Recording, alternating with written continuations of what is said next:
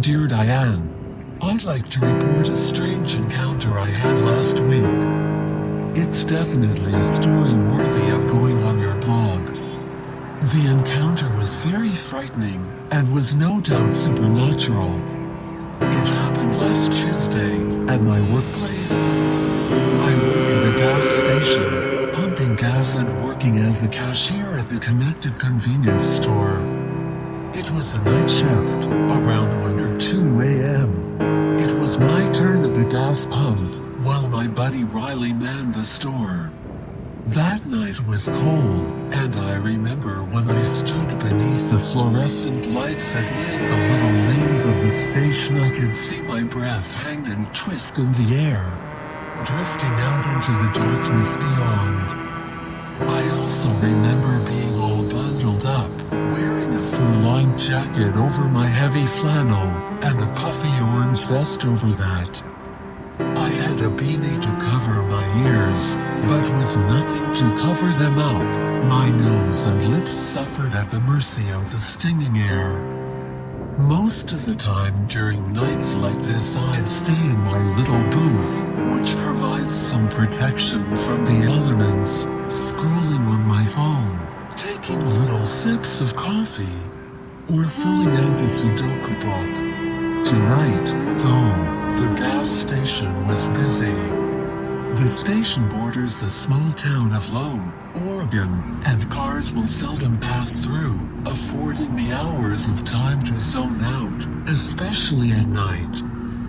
Thanksgiving was later that week, though, and apparently, everyone in Oregon has family in Lorn. So I stood outside, near one of the pumps, freezing my ass off as car after car pulled through. It was earlier in the night, starting around 7 going to maybe 12, that the station was busier, but around the time of the encounter, maybe 1 or 2:30, business was petering out. I still stood outside my booth in anticipation, my hands in my pockets, thinking about how nice a warm bed would be. When about 30 minutes had passed since any cars had pulled into the gas station, I went into the convenience store to get another cup of coffee. I greeted Riley, and we chatted a bit about how busy tonight had been and about each other's Thanksgiving plans, while I waited for my coffee to be done. When the machine finished dripping coffee into that paper cup, I took it and covered it with a plastic lid. Then I waved goodbye to Riley and walked out into the cold night again. There was a black pickup truck parked next to a gas pump. I didn't know how long it had been waiting there, and it couldn't have been long, but I still rushed over to it, setting my drink down in my booth on the way. The man in the truck rolled down his window and grumbled something at me about how long I had made him wait. I apologized, of course, and asked what he wanted. He told me to fill it with diesel. I took his cart and started to pump. As I did so, another car pulled up next to the convenience store. It was a vintage-looking car, like a bug or something. Its paint was a sort of faded red, and it looked a little rusty at the edges. The car was parked, and a tall woman in a gray, well-fitting suit stepped out. The pickup's tank was full. I took the pump out and handed the man his card. He drove away, and I looked back over to that woman. She walked stiffly over to the store, less elegantly than I'd thought she would, and she wore these aviator sunglasses. It was quite strange, as the sky was pitch black, and the fluorescents weren't nearly bright enough to warrant them, along with the fact she was driving at night. I just decided, thinking maybe they helped with the glare of headlights passing in the opposite direction, but I should have listened to my gut. She fascinated me in a strange way, so I kept my eye on her. She entered the store and walked around the aisles looking for something. As she lurched around, I noticed the lights begin to flicker. Just a little bit, barely noticeable, but it was there. She walked down the aisles to the back of the store and walked from the other direction to the front. She followed this strange path 3 times before Riley said something to her. Probably, "Can I help you, or are you looking for anything?" She stopped in place, standing in the 3rd aisle from the front, and turned to look at him. She smiled and cocked her head. The lights of the store and the gas station started to flicker quickly, more noticeably than before. A faint buzz filled the air, and my ears started to ring. She opened her mouth. That was it. She didn't move her lips. She stood there as this vast and alien voice poured out of her. "I'm fine, thanks," she said, and it sounded like it had come from right behind me. I jumped and looked around, but that wasn't well. That thing was still in the store. She turned around and started to follow that path again. The lights began to flicker more intensely, and the static became louder. It sounded like radio static, but more white, more expansive. Riley looked at me like, "Are you seeing this?" and started to nervously make his way to the door.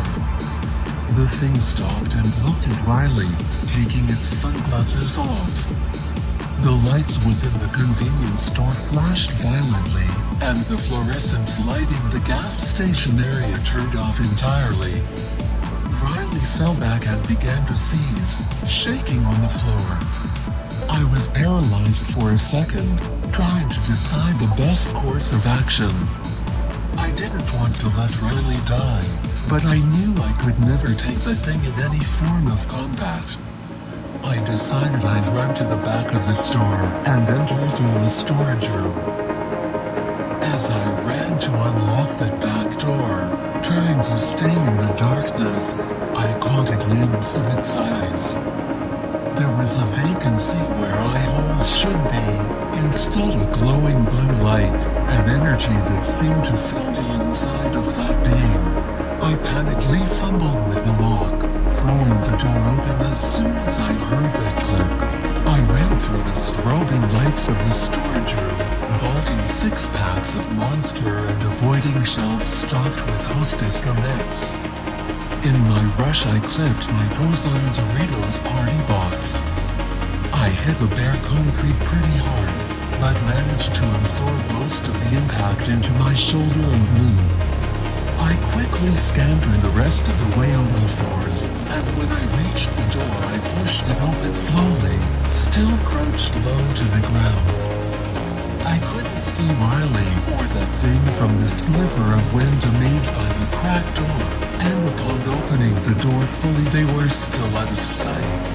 So I made my way down the aisles of the store slowly and carefully while the lights strobed and the buzzing reached a peak. I saw that thing first, as it slowly and stiffly walked towards my coworker. Then I saw Riley stand up, still spasming a bit, trying to make his way to the security room behind the counter, presumably trying to lock himself in and call the police, although I don't know if they could do much to help the situation. He had just passed the counter, almost falling down from the shaking of his legs and shoulder, when it spoke again. "Stop," it said. This time it was louder, more aggressive, and it surrounded everything. As it echoed, Riley stopped and turned his shaky head towards it. "Become once again," reverberated around my head and made my ears turn warm and tingling. Riley stood so still you'd think he was made of stone, before every joint in his body seemed to whir in any direction imaginable. The light from that thing in a woman's suit's eyes flashed in a strangely beautiful pattern, as the lights flashed on, off, so hard you could feel it. The buzzing reached a crescendo at the same moment the fluorescents were pushed to their limits. The windows of the store burst open. I saw Riley's eyes shifting for a moment before the pressure building in my ears was so painful I could barely keep my own open. I heard a loud explosion, like an oversized party popper, and the buzzing that filled the air was gone, replaced with this muddy nothingness. My world folded in on itself and did flips. The ceiling was the floor and the walls were sideways. I felt my head bang against the tile floor, and this unbearable nausea built in my throat. As everything arranged itself into the correct order again, I began to realize my position on the floor. All the lights in the store were on once again, and I was the only one there. I craned my neck to look out the broken windows into the gas station beyond, and saw Riley following that thing. They both walked in the same way, at the same time, following the same path. The woman that thing wore got into the vintage car, and the one that wore Riley kept going around the back, where employees park. I tried to get up and crawl to a more hidden spot, but as soon as I moved the nausea felt so awful I gagged. I flopped back onto the floor, looking out the window, waiting for them to leave. The vintage car pulled out and away into the night, and Riley's car soon followed. After a while of laying there pitifully, I managed to stand up, bracing myself on the shelf next to me. Everything was still drowned in that empty nothingness, and when I touched my ears I felt liquid coming out of them. I looked at my fingers, confirming it was blood. Over the next maybe 15 minutes I stumbled over to my little booth. I sat down and picked up my coffee. Still warm. Then I called an ambulance to pick me up.